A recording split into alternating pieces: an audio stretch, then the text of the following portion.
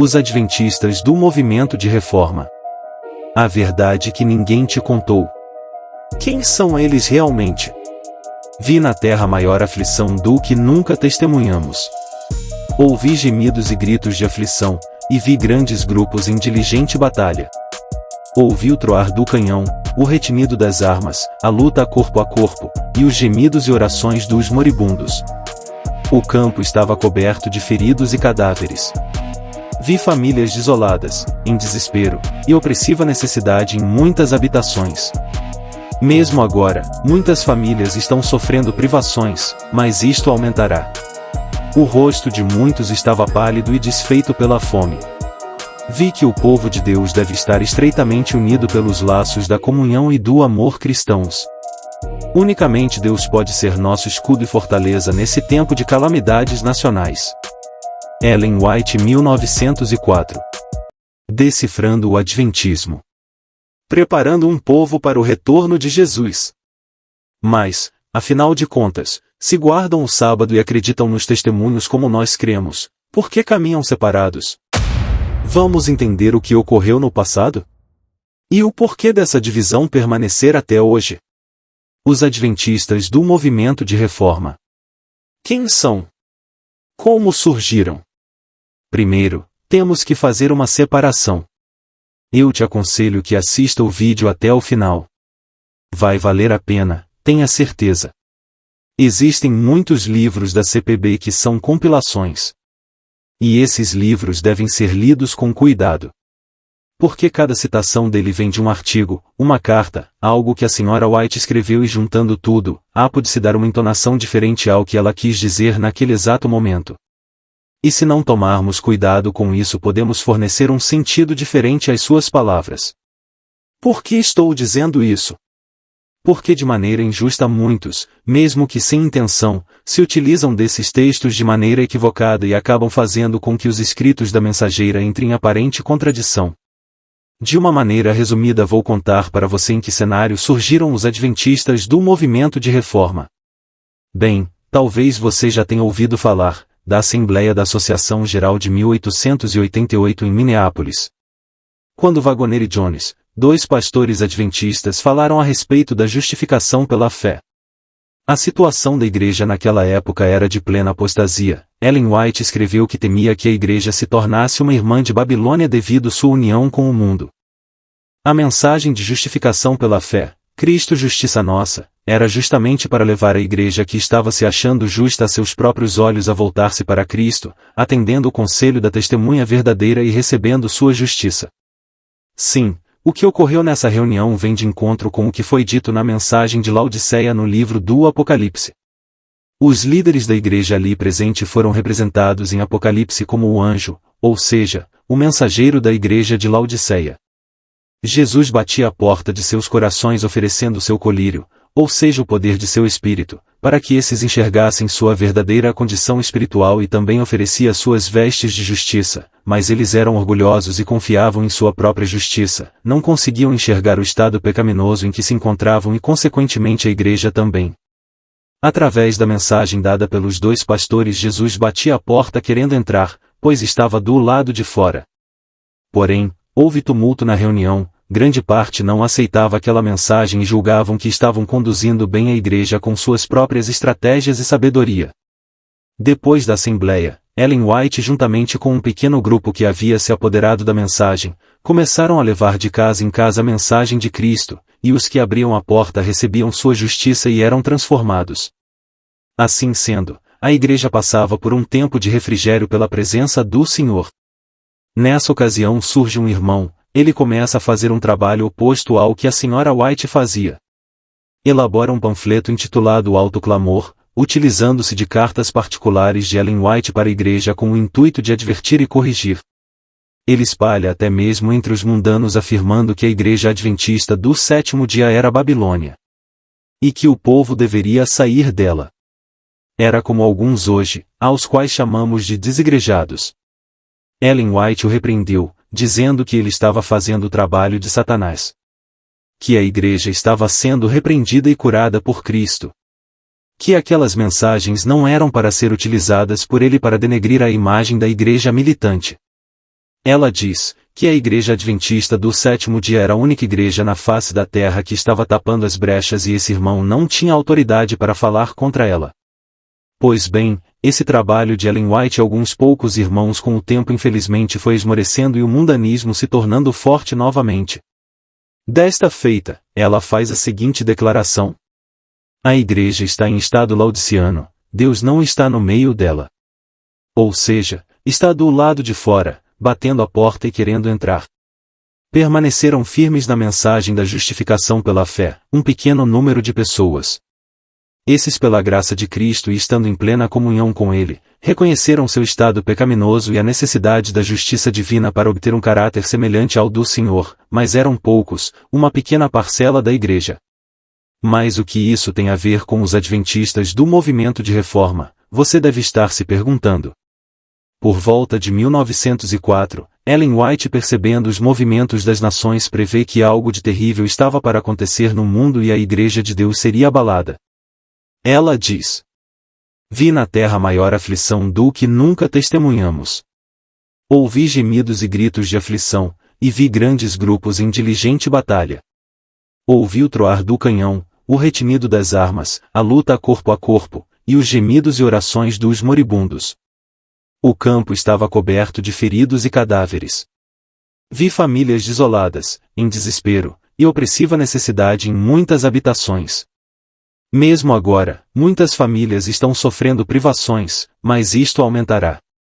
O rosto de muitos estava pálido e desfeito pela fome. Vi que o povo de Deus deve estar estreitamente unido pelos laços da comunhão e do amor cristãos. Unicamente Deus pode ser nosso escudo e fortaleza nesse tempo de calamidades nacionais. Cerca de 10 anos após essa declaração, quando a guerra se tornou realidade em 1914, a igreja estava dividida em dois grupos. Quando eu falo dividida, quero dizer que havia dois tipos de membros na igreja: os que ouviram as advertências e estavam se consagrando a Deus através da justiça de Cristo e os que abraçavam o mundo confiando em sua própria justiça. O princípio adventista era de não combatente. Porém, devido à pressão do governo na Europa principalmente, a igreja acabou sucumbindo e não se pôs em defesa daqueles que diziam não quando convocados para o combate, pelo contrário. E para aqueles que acreditam em contos de fadas e acham que em um cenário de guerra todos os adventistas do sétimo dia serão amplamente respeitados e ficarão fazendo curativos nos feridos, eu digo: acorde, meu irmão, Cinderela é ficção. Houveram sim os que foram, mas chegando lá não quiseram pegar em armas, e graves foram as consequências por essa conduta. Um pequeno grupo de adventistas convocados para a guerra, simplesmente se recusaram a ir, pois essa era uma posição oficial dos adventistas do sétimo dia, a de não combatentes. Bem, esse grupo que se recusou a ir à guerra, pegar em armas, matar seus irmãos, transgredir o sábado, era um grupo pequeno, aproximadamente em torno de 2%. E vocês acham que ele correspondia a quem? Àqueles que ouviram as advertências de 1888 ou aos que a rejeitaram? Tire suas conclusões. Queridos, eu pesquisei e consegui levantar o que aconteceu com eles. Foram punidos, tiveram seus bens confiscados, foram presos e o pior de tudo, não tiveram o apoio da igreja. Essa é a verdade nua e crua dos fatos. Eles foram excluídos da igreja por se posicionarem contra o governo. Que triste! Foram proibidos de tomar a Santa Ceia. Pareciam ver o cumprimento das palavras da mensageira do Senhor, ao dizer que temia que a Igreja de Deus se tornasse irmã de Babilônia. Quando a guerra acabou, nos anos de 1920 e 1922 houveram tentativas de unir o grupo novamente à Igreja, como há pouco tempo em 2019 houve outra tentativa. Mas não foi possível novamente. Por quê? Porque eles não cederam em relação a tudo que acreditam constituir a fé adventista. Aconselho a você a realizar uma pesquisa sobre os motivos que incitaram a Primeira Guerra Mundial e consequentemente a Segunda, com o nazismo de Hitler. No ano de 1925 a Igreja Adventista do Sétimo Dia Movimento de Reforma se organiza, visto não haver acordo com seus antigos irmãos. A igreja estava se partindo. Infelizmente, essa nunca foi a vontade de Deus. Cristo orou para que todos fossem um assim como Ele e o Pai. Porém, a história da igreja cristã foi marcada por rupturas, assim se deu também com a igreja primitiva e com o próprio protestantismo. Mas, voltando aos adventistas do movimento de reforma, agora, eu quero mostrar para você um decreto governamental em relação aos adventistas do movimento da reforma durante a Segunda Guerra Mundial, já organizados separadamente da igreja adventista. Veja o que diz. Por meio de uma ordem emitida em 29 de abril de 1936, a Igreja Adventista do Sétimo Dia Movimento de Reforma foi proibida de funcionar na Alemanha, por se contrapor aos ideais do Partido Nazista. Em base do Decreto de 28 de fevereiro de 1933, parágrafo 1º, assinado pelo Presidente da República, para a proteção do povo e do Estado, Jornal da Lei Federal 1, página 83, a seita chamada Adventistas do Sétimo Dia Movimento de Reforma está dissolvida e é proibida em todo o território federal. Suas propriedades deverão ser confiscadas. Qualquer infração deste decreto será punida de acordo com o parágrafo 4º. Razões alegadas. Sob o disfarce de promoverem atividades religiosas, os adventistas do Sétimo Dia Movimento de Reforma desejam alcançar objetivos que conflitam com a ideologia do socialismo nacional ou nazismo. Os seguidores dessa seita recusam-se a prestar serviço militar e a fazer a continência alemã. Declaram publicamente que não têm pátria, porque são de mentalidade internacional, e consideram todos os seres humanos irmãos. Visto que a atitude da seita tende a causar confusão, sua dissolução é necessária para a proteção do povo e do Estado. R. Idris. Em 12 de maio de 1936, ela foi considerada dissolvida pela Gestapo, em todo o território alemão.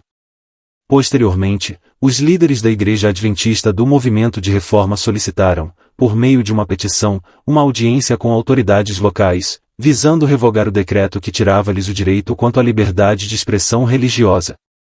Após um encontro com Reinhard Idris, a petição dos líderes da reforma foi renovada, obtendo-se assim uma resposta em 12 de agosto de 1936. A exposição contida em vosso escrito de 27 de julho de 1936 não me dá razão para suspender a proibição da seita adventista do Sétimo Dia Movimento de Reforma. R. Idris. Muitos de seus membros na época tiveram de enfrentar prisão e morte, se contrapondo ao decreto do Estado. Suas primeiras reuniões legais após o final da Segunda Guerra Mundial, e após quase 10 anos de repressão, aconteceram em Solingen, 14 a 15 de setembro de 1945 e em Esslingen, 26 a 28 de outubro de 1945. De 28 de fevereiro de 1933. Agora pergunto, quem deve se unir novamente a quem? A Igreja Adventista do Sétimo Dia Movimento de Reforma é que deve se unir à Igreja Adventista da atualidade ou vice-versa? Termino dizendo o seguinte. Deus não rejeitou a Igreja Adventista do Sétimo Dia, aliás, Ele não rejeita ninguém. Somos nós, humanos orgulhosos que o rejeitamos. Deus trabalha através de seus fiéis em todas as congregações religiosas, partindo do conhecimento que cada um tem. A porta da graça está aberta a todos, ainda. E antes que essa se feche haverá um convite. Um convite de Deus a seus filhos. Um convite para que guardem os mandamentos de Deus, e rejeitem todo decreto que possa ir contra esses. Aí sim, haverá apenas 2 rebanhos. De qual deles você deseja fazer parte? Antes obedecer a Deus do que aos homens.